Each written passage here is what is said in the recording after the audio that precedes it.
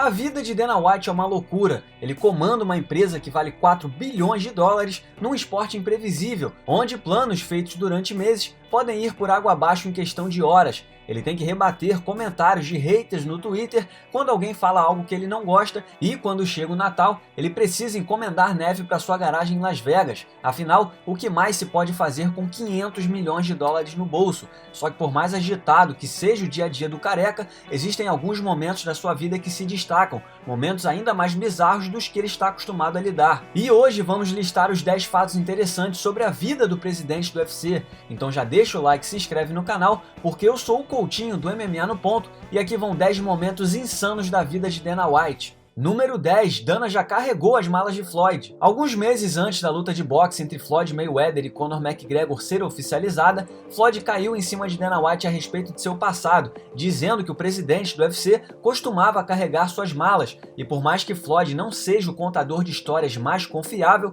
nesse caso ele falou a verdade. Voltemos à primeira vez que Dana chegou a Las Vegas já como adulto, e assim vamos entender o porquê dele ter escolhido a cidade do pecado.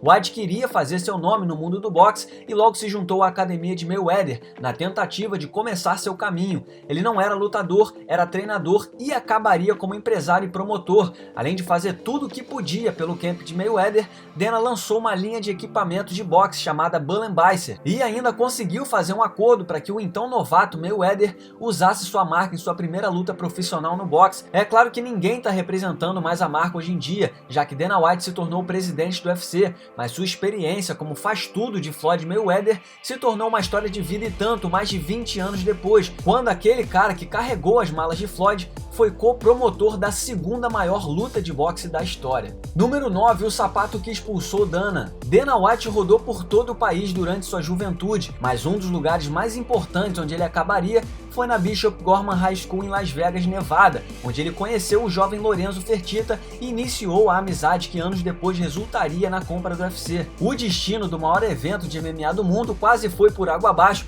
no fim dos anos 80, quando Dana aprontou na escola católica particular. Na história contada por Dana, história essa que ele odeia, mas Lorenzo adora, não se tratava exatamente de uma escola de ponta. O ar-condicionado nem funcionava, então quando era verão em Las Vegas, a escola abria suas enormes portas de metal para o ar entrar. Adolescente mongolão que era, um dia Dana resolveu dar uma voadora em uma dessas portas grandes só por diversão. O barulho foi tão grande que uma freira que estava numa sala perto não conseguiu mais continuar a aula. A turma toda incentivou Dana a continuar chutando a porta para que eles nunca mais tivessem que estudar nada na escola. Até que um dia Dana estava infernizando a vida da freira quando seu sapato saiu e voou pelos ares. Descalço, Dana meteu o pé dali, mas a freira enfim conseguiu a prova do crime que precisava. Dana acabou sendo apontado como culpado, já que ele era o único garoto andando com um sapato só pela escola, então ele acabou expulso, se separando do amigo Lorenzo. Eles acabaram se reencontrando num casamento anos depois, mas o sapato da discórdia quase arruinou o futuro do MMA. Número 8. Dana White, treinador de boxe de celebridades. Uma das coisas em que Dana White se envolveu enquanto tentava dominar o mundo do boxe quando chegou a Las Vegas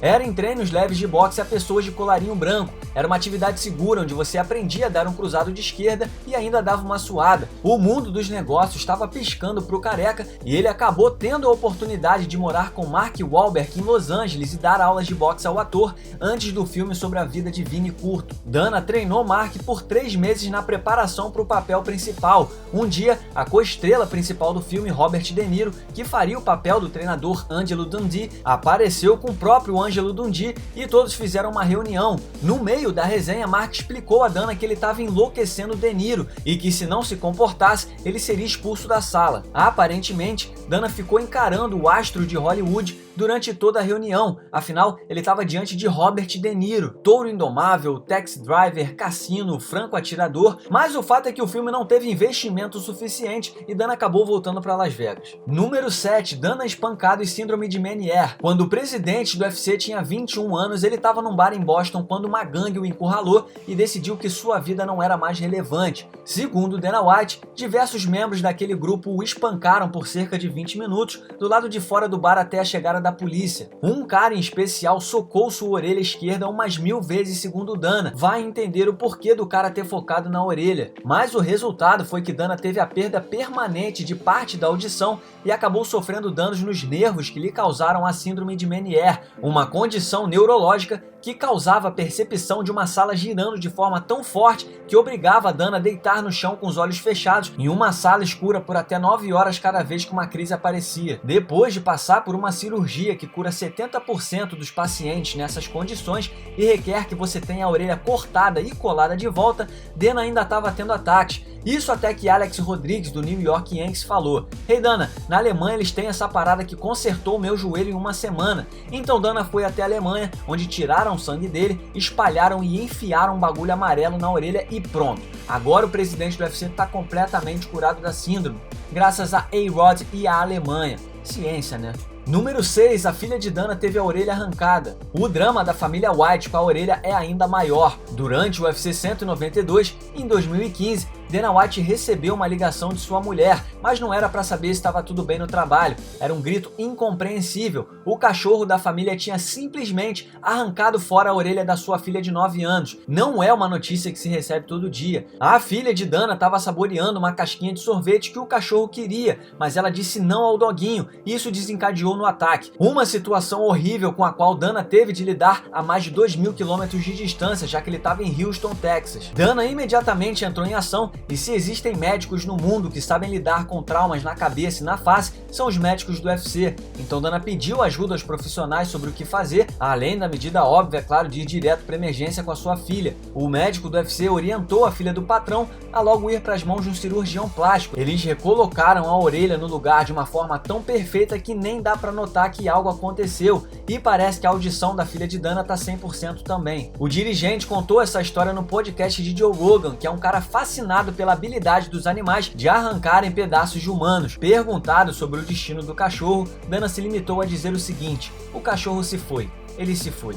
Número 5, Dana já foi banido de um cassino em Vegas. A maioria das pessoas que se dá bem num cassino deixa a jogatina com no máximo algumas centenas de dólares a mais do que quando entraram. Mas quando alguém que tem tanto dinheiro quanto Dana White chega para jogar, o resultado pode ser desastroso para o cassino. Dana White ama Blackjack. Ele ama Blackjack mais do que quase tudo. Ele uma vez contou ao Barstool Sports que queria que sua família o enterrasse junto a um troféu que ele ganhou num torneio de Blackjack contra jogadores profissionais. White parece ser tão bom no jogo do 21 que ele já foi barrado diversas vezes de cassinos em Vegas, sendo o mais famoso do Hotel Palms. Em 2012, Dana faturou $1,5 milhão no cassino e quando o estabelecimento foi vendido, os novos donos fecharam as portas para Dana. O dirigente não gostou nada disso e disse que então o UFC não realizaria mais eventos dentro do Palms. Mas outro dono apareceu anos depois e convidou Dana a voltar a jogar lá. Cassinos adoram ricaços. Mas o tiro saiu pela culatra e Dana arrombou o cassino faturando quase $2 milhões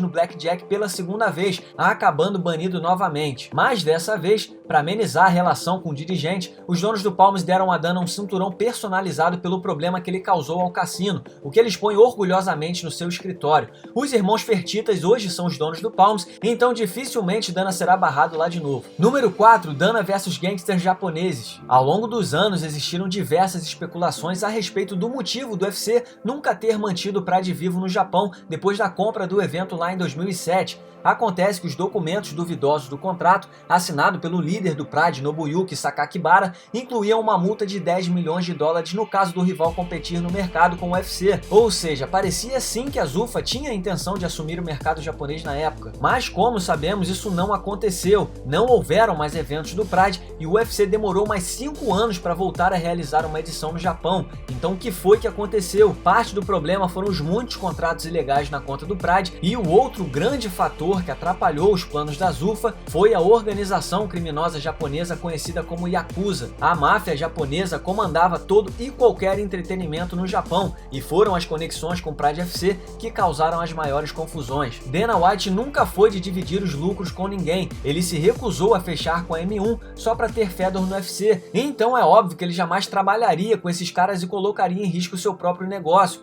Existem histórias de que Dana chegou a ser diretamente ameaçado pela Yakuza durante a compra do Pride e o dirigente teve até que reforçar sua segurança nas viagens ao Japão. No começo ele até meteu bronca dizendo que teriam que matá-lo para mantê-lo fora do Japão, mas como sabemos a Zuffa deixou o mercado japonês para lá e Dana disse em muitas entrevistas desde então que a razão pela qual as coisas não deram certo é porque a Yakuza simplesmente dificultou os negócios por lá. Número 3, a máfia irlandesa expulsou Dana de Boston. De uma máfia para outra, já citamos aqui diversas vezes que Dana White voltou a Las Vegas como adulto, mas o motivo que o fez deixar Boston foi o mafioso Whitey Bulger e a gangue de Winter Hill. Lembram dos treinos de boxe de colarinho branco que Dana White estava ensinando quando voltou para Vegas? Bom, ele começou isso em Boston e o negócio estava indo muito bem até que a máfia irlandesa apareceu. Dana White estava ganhando uma grana boa, mas a famosa gangue da área decidiu interferir no sucesso do empreendedor com uma cobrança clássica. Um belo dia, enquanto estava puxando um treino, dois caras chegaram até Dana cobrando uma dívida de $2.500 que ele tinha com a gangue de Winter Hill. E como uma criança que se esconde na coberta à noite, ele deve ter pensado, se ninguém me vê, nada vai acontecer. Então depois que os dois caras saíram da academia,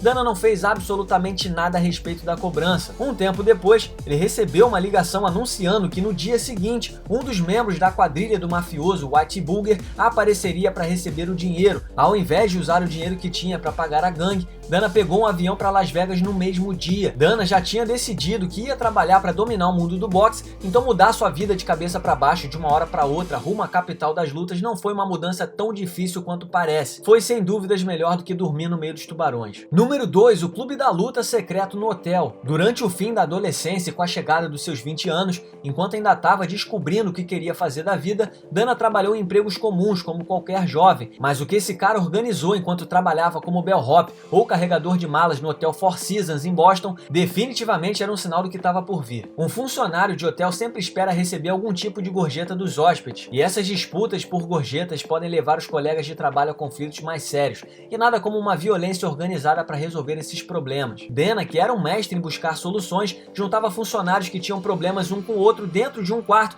e os fazia sair na porrada até que eles voltassem a ser amigos de novo. É claro que não se tratava de um hotel meia tigela, era um estabelecimento de alta classe, então as regras eram simples, porrada só no corpo. Afinal, ninguém queria um hóspede reclamando do sangue escorrendo na bagagem toda. Dana continuou com esse clube da luta secreto até o dia que ele abandonou o trabalho de carregador de malas e decidiu que viveria do boxe. Ele estava errado, mas nem tanto, e seus dias como promotor de lutas secretas no quarto de um hotel mostraram que mesmo jovem ele já estava no caminho certo. Número 1, Dana White versus Tito Ortiz nas alturas. A eterna briga entre Tito Ortiz e Dana White é uma das melhores histórias já contadas no mundo das lutas. E a verdade é que é uma história complexa e difícil de se entender. Em determinado momento, eles chegaram a ser escalados para fazer uma luta de boxe para resolver suas diferenças. Mas como aquela luta não aconteceu, um outro confronto foi protagonizado pelos dois, assim como foi revelado por Dana White pela primeira vez durante uma entrevista em 2017 no programa de Conan O'Brien. Dana, os irmãos Fertitas e Joe Silva foram acompanhados pelo Bad Boy de Huntington Beach num voo para o Japão que tinha acabado de decolar. Ao que tudo indica,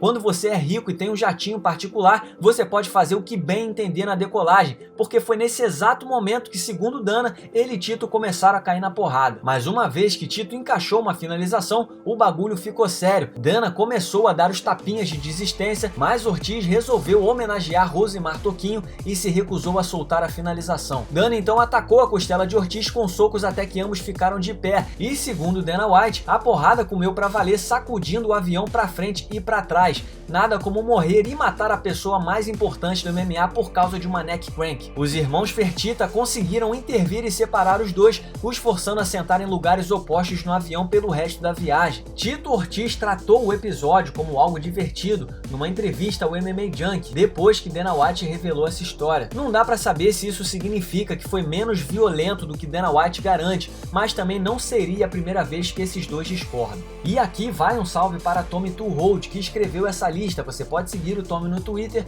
através do @TommyTuhold. Muito obrigado por assistir, não se esqueça de deixar o like e se inscrever no canal, nós teremos vídeos semanais por aqui. Deixe também o seu comentário sobre esse vídeo logo abaixo e siga-nos nas redes sociais. Muito obrigado mais uma vez e até o próximo vídeo.